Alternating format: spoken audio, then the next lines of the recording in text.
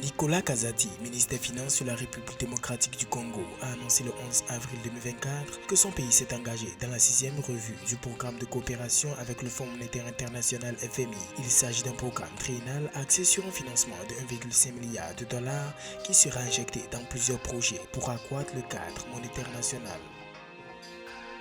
Au terme d'une émission d'adjudication de bon assimilable du Trésor de maturité 91 jours, le Trésor public ivoirien a encaissé le 16 avril 2024 au niveau du marché financier un montant de 33 milliards de francs CFA. Selon UMOA Titre, le pays démontre ainsi sa capacité à mobiliser les ressources nécessaires pour soutenir son développement économique. Le président de la Zambie, Hakainde Hichilema, a lancé un appel à l'aide mardi 16 avril, assurant que son pays avait besoin d'une assistance vitale de plus de 900 millions de dollars, cela pour faire face à la pire sécheresse de son histoire.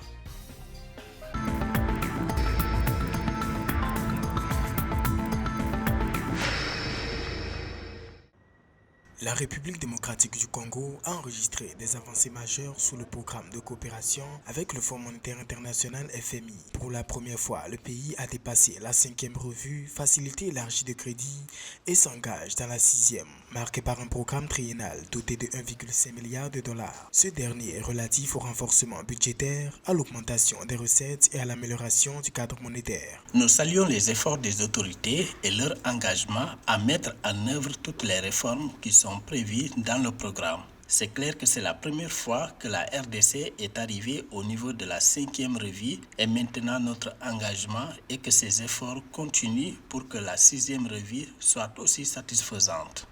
Selon le ministère des Finances de la République démocratique du Congo, grâce aux efforts consentis, le pays a pu sécuriser un appui à la balance des paiements de 2,25 milliards de dollars, contribuant ainsi à une hausse des réserves nationales. Le gouvernement de la RDC se réjouit du fait que toutes ces mesures ont renouvelé la confiance des institutions financières internationales. Le premier axe de réforme, c'est dans le domaine budgétaire, c'est créer des marges de manœuvre budgétaires pour les dépenses les plus utiles pour le pays.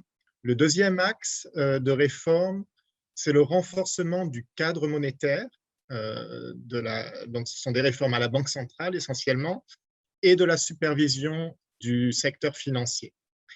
Enfin, le troisième grand axe de réforme, c'est l'amélioration de la gouvernance et de la transparence économique, la lutte contre la corruption. Donc on pense au secteur minier, mais pas seulement, c'est la gouvernance économique et budgétaire en général.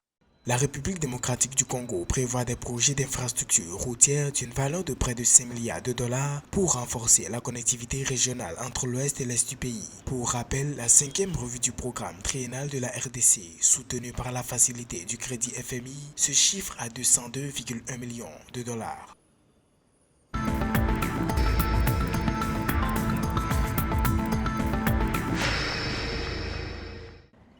La Côte d'Ivoire a réalisé le 16 avril 2024 une émission d'adjudication de bon assimilable du Trésor de durée 3 mois sur le marché financier de l'UEMOA. L'opération a permis au pays de lever la somme de 33 milliards de francs CFA s'inscrivant dans le cadre de la stratégie de financement du budget de l'État. Cette émission montre la confiance des investisseurs dans l'économie ivoirienne et dans la capacité du pays à honorer ses engagements.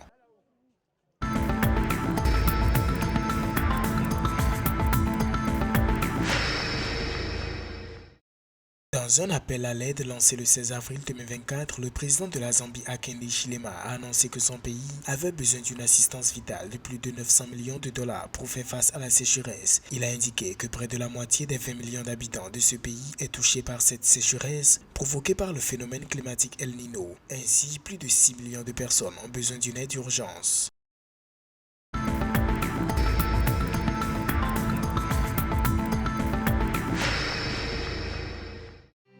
Au Cameroun, le ministère du Commerce a lancé la 3e édition de la campagne nationale de paiement de la prime de qualité aux producteurs de cacao pour les campagnes 2020, 2021 et 2020 à 2022. Le gouvernement prévoit de distribuer une prime à la qualité totalisant 2 milliards de francs CFA aux producteurs de fèves. Le recensement des bénéficiaires a débuté le 16 avril dans les bassins de production et s'achèvera le 30 août 2024.